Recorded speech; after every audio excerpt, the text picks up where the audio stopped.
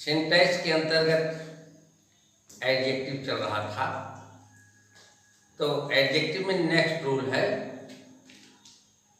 To first का प्रयोग अशुद्ध होता है। टू फर्स्ट का प्रयोग इनकरेक्ट होता है। टू फर्स्ट का प्रयोग इनकरेक्ट, इसके स्थान पर दी फर्स्ट टू का प्रयोग करना चाहिए। इसके स्थान पर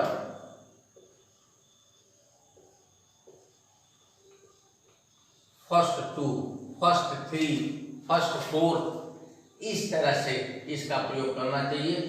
ये नहीं थ्री फर्स्ट नहीं, the first two, the first three, the first four, इस तरह दी फर्स्ट फाइव, इस तरह से यह लिखा जाता है। अगर आपको उदाहरण एग्जाम्पल के माध्यम से समझाते हैं, the two first songs were uninteresting. दी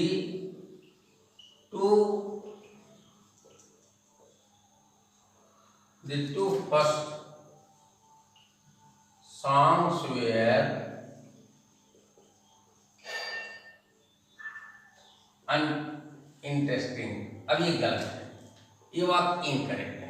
तो क्या होगा इसके स्थान पर? The first two songs were, इसके स्थान क्या होगा? ये करेक्ट वाक्य है। दी फर्स्ट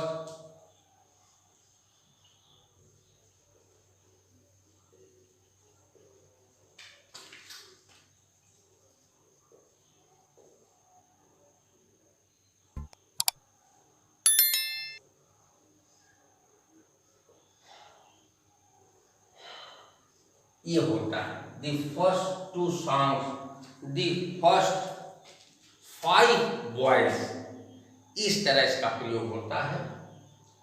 इसके प्रयोग में सावधानी रखें। नेक्स्ट है ओनली का प्रयोग अधिकतर एडवर्ब के रूप में आता है, एडजेक्टिव के रूप में बहुत कम आता है।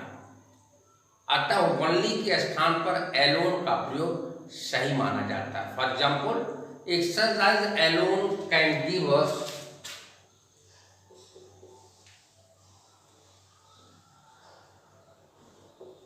एक्सरसाइज अभ्यास, alone can give us,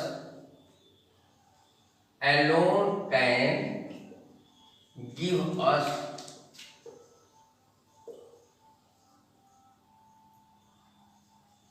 good health. Exercise alone can give us good health. अगर एलोन के स्थान पर ओनली लगा दिया जाए, यहां यदि ओनली लिख दें तो ये सेंटेंस गलत हो जाएगा। इसलिए ओनली के स्थान पर एलोन का प्रयोग अधिक अच्छा माना जाता है। जो नेक्स्ट रूल है, सुपरलेटिव डिग्री में ऑफ एनी के स्थान पर ऑफ ऑल का प्रयोग। सुपरलेटिव डिग्री में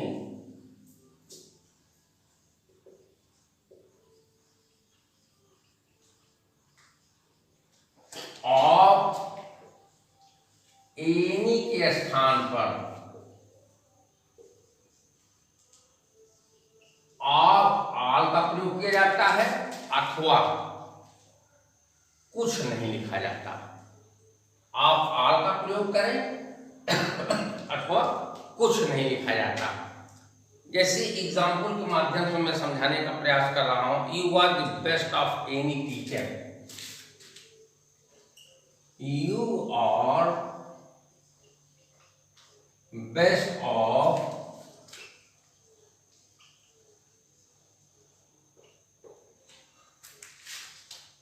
this sentence is incorrect.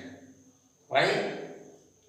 After superlative degree of any, these words are incorrect. क्यों? ऑफ एनी के स्थान पर अभी हमने बताया आपको ऑफ ऑल का प्रयोग किया जाता है। तो लिखा क्या सही क्या होगा? You are the best of all teachers. You are the best of all teacher, इसको भी लिखा जा सकता है। अथवा ये ये न लिख करके you are the best teacher भी लिखा जाए तब भी सही होगा। यू आर दी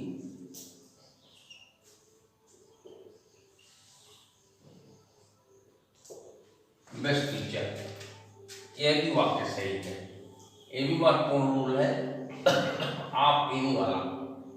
अब इसके बाद जो मैं बताने जा रहा हूं वो इसलिए महत्वपूर्ण है क्योंकि उसमें बहुत थोड़ा थोड़ा अंतर है।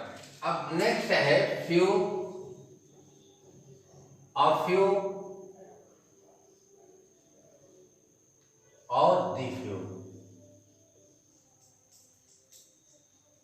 ये तीनों संख्या का बोध कराते हैं लेकिन तीनों का प्रयोग अलग अलग है। फ्यू का मीन्स होता है hardly any,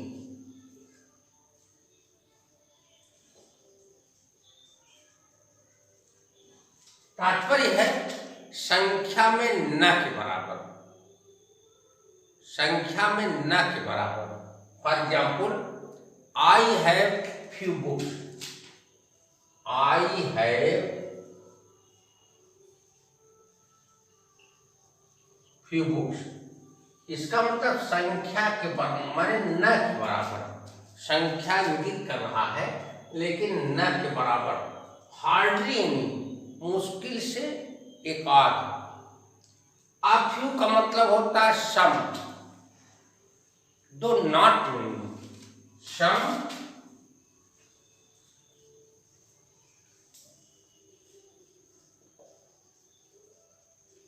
not meaning.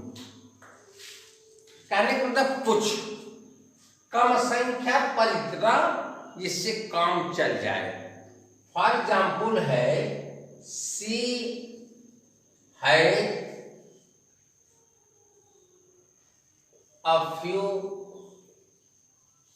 Pens, माने उसके पास कुछ कलमे हैं और इसी रूप में दी का प्रयोग होता है, दी फ्यू। दी फ्यू का मतलब है थोड़ा सी, किंतु सभी जितना भी है, some but all that are, some but all that are. It means होता है थोड़ा किंतु जितना है सब, ये थोड़ा किंतु जितना है सब। फॉर एग्जाम्पल है I have read few books, I have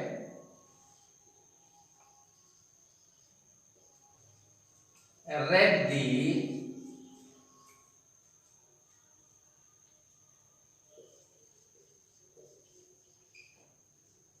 few books, I have. अब यहां आपको देखना होगा I have read the few books, मैंने कुछ किताबों को पढ़ा। तो यहां जो सेंस दे रहा है ये फ्यू बुक्स जो है, जितना था माने इतने इसके पास था, उसको आई हैव मेरे पास था माने जितना था उसको सबको मैंने पढ़ लिया। इस तरह से ये संख्या का बोध कराता है। इसी तरह से little, a little, the little,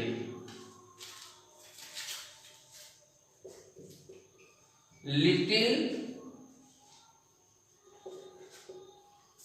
a little, the little, ये तीनों देखिए ये संख्या का बोध करा रहा है, यहाँ ये मात्रा का बोध कराएगा। ठीक उसी सेंस में जो सेंस फ्यू का है संख्या में, वही सेंस लिटिल मात्रा में है। कहने का तात्पर्य हार्डली एनी, हार्डली एनी संख्या का बोध करा रहा है। और लिटिल का सम, लिटिल का तात्पर्य होगा सम, और द लिटिल का मतलब होता है सम। इसका मतलब not much but all that is some, it means not much but all that is. अब यहां आप देखें कुछ, लेकिन जितना है सब, जितना है सब, थोड़ा, ये मात्रा का बोझ। For example there is little hope of his arrival, there is little hope of his arrival. इसका मतलब उसके पहुंचने की न के बराबर, बहुत कम आशा है, न के बराबर। तो ये जो है लिटिल, न के बराबर, ये इंगित कर रहा है। अ लिटिल का मतलब थोड़ा। For example a little knowledge is dangerous thing.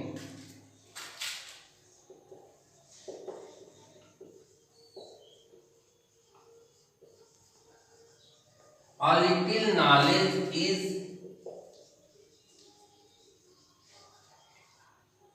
dangerous thing। इसका मतलब अल्प मीन्स थोड़ा, अल्प विद्या भयंकरी। थोड़ी विद्या माने जो अगर कम है माने कुछ है तो ये भयंकरी होता है, कहने का मतलब खतरनाक होता है। For example, another example we can take, or I can take, there is a little milk in the glass. There is little milk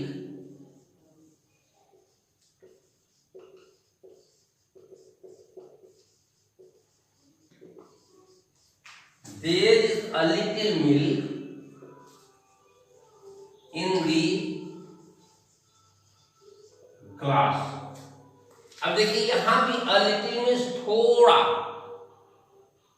ये इंगित कर रहा है। अब यहां हमने आपको बताया a little knowledge is dangerous thing, और फिर इसी का एक उदाहरण हमने और बताया, आपको एग्जाम्पल बताया, there is little milk in the glass. अब यहां ए लिटिल और यहां ए लिटिल का मतलब बहुत थोड़ा किंतु कुछ। और जो द लिटिल का प्रयोग है, द लिटिल का मतलब होता है नॉट मच मीन्स सम होता है, not much, not much but all that is. इसका एग्जाम्पल हम दे रहे हैं आपको, यहां समझने का प्रयास करेंगे थोड़ा सा। Don't waste the little money you have, don't waste the little money you have। इसका मतलब क्या है?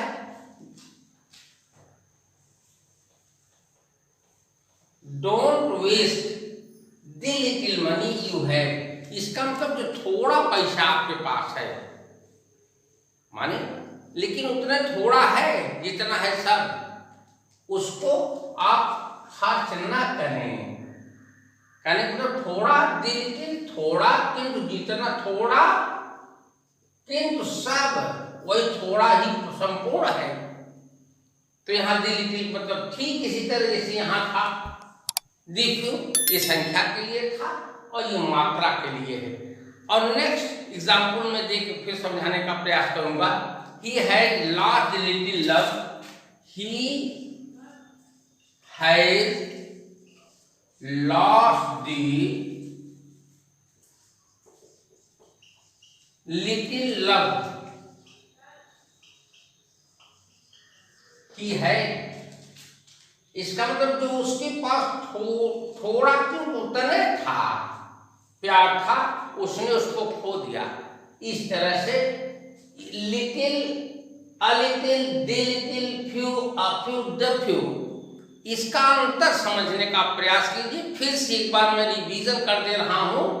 Few, a few, the few, few को मतलब हार्डली एनी, मुश्किल से एक आध, कहने का मतलब न के बराबर। अ फ्यू सम, लेकिन अधिक नहीं। द फ्यू सम माने कुछ किंतु सब। उसी तरह से little, a little, the little का वही तात्पर्य है किंतु मात्रा में है और यह फ्यू संख्या में है। इसके बाद मैं आपको नेक्स्ट रूल जो बताने जा रहा हूं वो भी अच्छा रूल है, महत्वपूर्ण भी है। वह है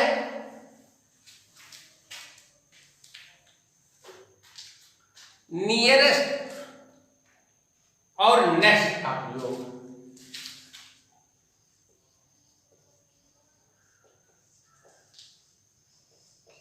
नियरेस्ट और नेक्स्ट का प्रयोग। नियरेस्ट से, इससे डिस्टेंस का बोध होता है। नियरेस्ट से डिस्टेंस, जमीन की दूरी। नियरेस्ट से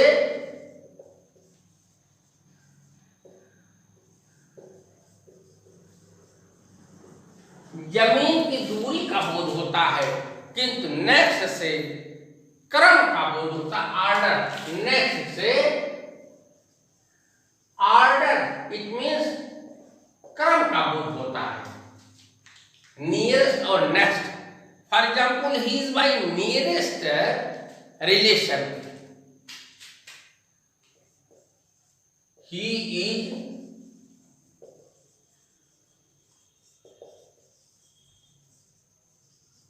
इज माई नियरेस्ट रिलेशन। इसका मतलब क्या है? वह मेरा निकट का संबंधी है। लेकिन I set next to my friend, इसका है I set next to my friend. इसका मतलब नेक्स्ट, क्रम में मैं बगल बैठा। और इसी तरह से एक प्रयोग और मैं बताता हूं, वो भी महत्वपूर्ण है, फार्मर और लेटर का प्रयोग। फार्मर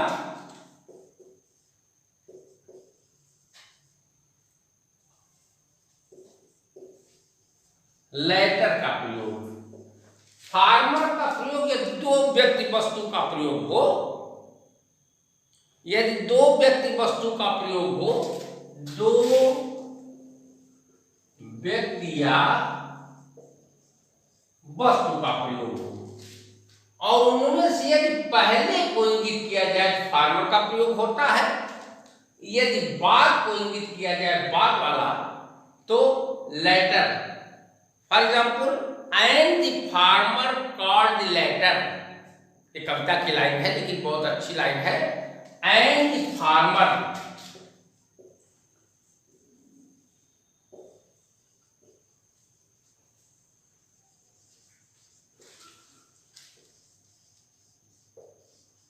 कॉल द लेटर, इसका मतलब पहले ने दूसरे वाले से कहा, पहले ने दूसरे वाले से कहा। अब देखिए दो ही थे, इसलिए पहले के लिए फार्मर का प्रयोग है और दूसरे के लिए लेटर का प्रयोग है।